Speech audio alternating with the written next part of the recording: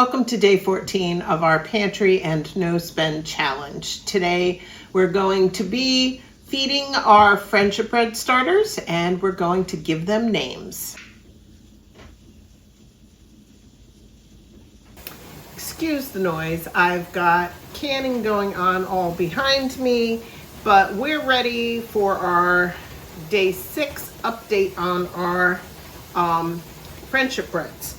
So this is our original friendship bread, and this is the one we did with flour, sugar, and milk. This was my trial one, which is also doing great, that we did with flour, sugar, powdered milk, and water. So it's time for us to add, and I'm going to be adding the same things again. My milk, my flour, my sugar to this one, and my powdered milk, water, sugar, and flour to this one. So I'll get all those stirred in. We'll get them squished up, and then we're ready for days 7, 8, and 9, where we just stir and squish again. All my ingredients are added to both of these starters. Now, I wanted to talk about, I've added everything, I got it all squished together, and I will say, they don't make the plastic bags like they used to back in the 90s. I've replaced this bag already once, so in future I'm probably going to be using jars for everything. So squishing this, and the whole reason for squishing this in between days is to make sure that you're keeping this all mixed and that you're not getting anything that is lumping up inside the bag. Now, the same with the jar. I got all the ingredients into the jar. I stirred it really well.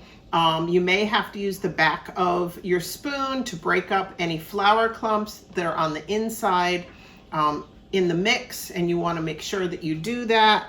I don't just shake the jar, I actually stir it and press those, any flour lumps or anything that are in there, and also scrape the sides of the jar every day when I do that.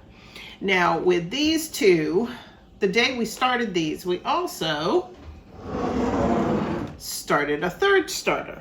And this starter, I'm glad we did, because we had asked people to send in names for our starters, and we had 3 that I really loved that we decided to use. So I'll start with my experiment, my let's see how this goes. And this name suggestion came in from Sheila. Thank you very much. And our starter here is going to be called Jane Doe, and that's very appropriate. I love police shows, so the whole mysterious Jane Doe fits very well on that one. This one, the suggestion came in from Puzzle Guru, and they suggested Squishy, which fits very well with our squishy little bag here. And this one really made me smile. My dad was a country music fan, and the suggested name that came in from Rita for this one was Doletta Lynn. So if you're a country music fan from old school and you remember Loretta Lynn, this name fits really well. So we've named all 3 of our starters. So now on day 7, 8, and 9, we're going to stir, we're going to squish, and we're going to prepare for day 10, when we'll be back and we'll be making these into breads.